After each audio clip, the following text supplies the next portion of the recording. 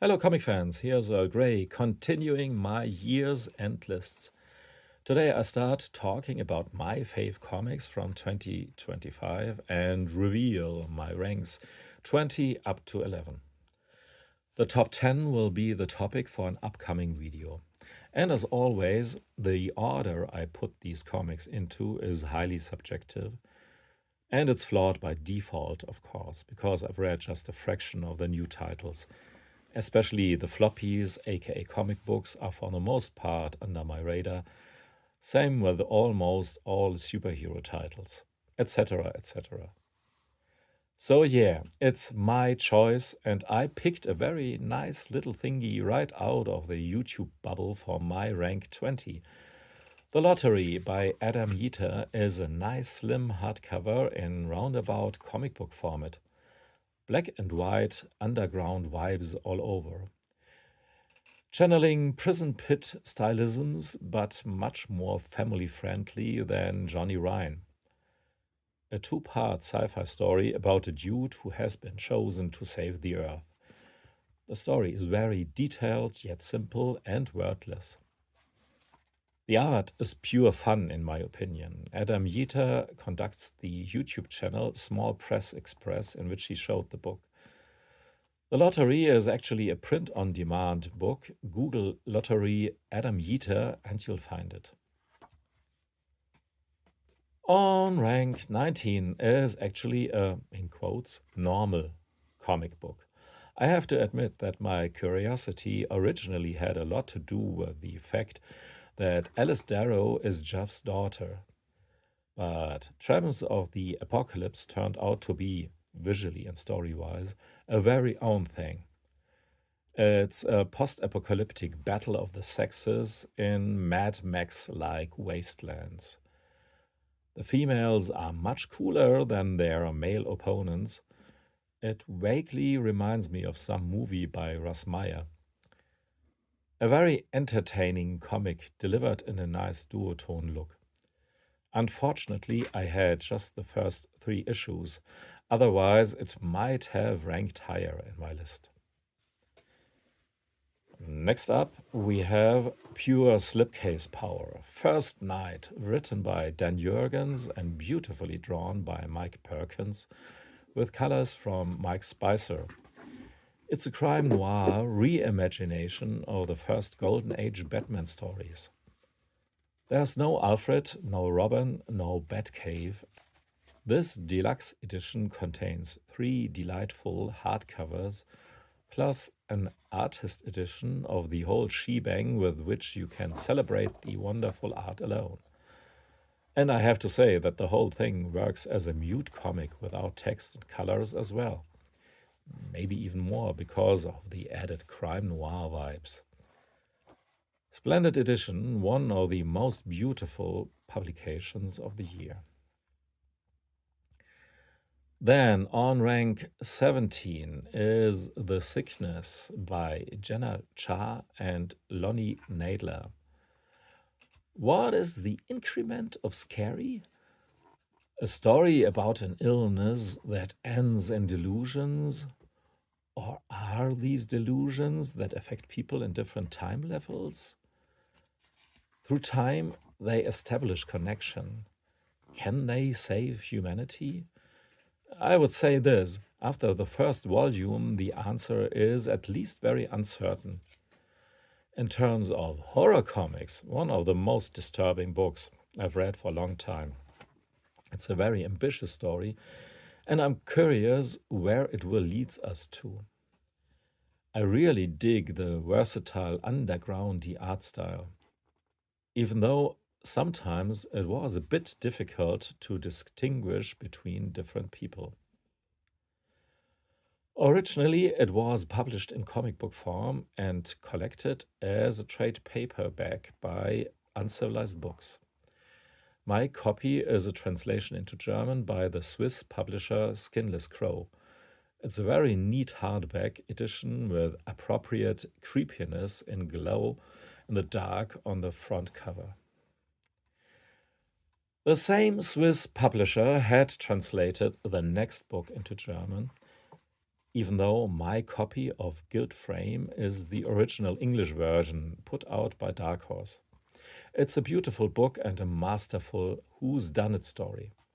Matt Kind and his mother, Margie Kraft Kind, had created a wonderful crime tale that keeps you hooked and engaged until the very end.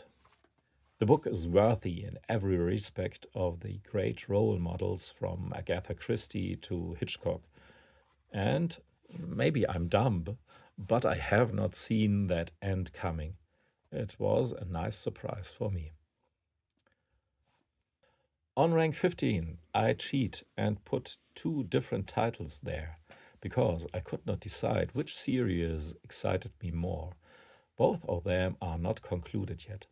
I'm talking about Robber Wolf by Jake Smith from Dark Horse and about Robert Todd by Farrell Dalrymple from Floating World Comics. Robber Wolf is an eye-blinding trip, visual sugar galore to get your comic diabetes going. And heist with the, should I say, typical personal, the crazy lady at the wheels, a computer nerd, a skull-headed freak, the title-giving Robber Wolf cyborg, and a guy with chainsaws instead of arms. A pure 80s/90s fever dream with VHS aesthetics, whatever I mean with that, I'm actually not sure. But the other title resides in a timeless parallel universe, the Feralverse. Well, okay, it's meant to be sci fi, but it's lots of magic and fantasy as well. A story about that adorable robot. Well, did I say story? So far, it's rather him and his friends running through a fantastic post apocalyptic world full of mutants and cyborgs and other creations. It's rather a massive world building than an actual story so far. A bit like Echolands by J.H. Williams in that regard. The events follow the Ranchies and It Will All Hurt on Farrell's very private, idiosyncratic timeline. And should I mention the beautiful crayon pencil art? If these illustrations are not your cup of tea, well, what should I say? So let's just jump to rank 14. And that's Jason's new book to conclude the 2025 Jason festivities here on my channel, including a crossover with Engschumann from For the Love of Comics. Well, this most recent book by the Norwegian has them all. René Magritte, Mitch Dure and Ultravox, René Magritte, David Bowie, the Eurythmics, a whole slew of Dadaists. And did I mention René Magritte? This book has as much deadpan humor as it is bonkers and witty. There's slapstick, tongue-in-cheek cleverness, pure silliness, and lots of fun. On 13 is one of these Universal Monsters homages. The Invisible Man tells the story before the movie, how the Invisible Man became the monster. Or actually, how the monster that he already was before became the Invisible Man. I still don't have the fourth and concluding issue, but it's already a favorite comic for me. A big selling point is, of course, the supreme artwork by Danny, who excels in a very elegant minimalism that reminds me a bit of Tim Sale. On rank 12, I have Caroline Cash's PP Poo Poo comics. This is the most recent one that I got.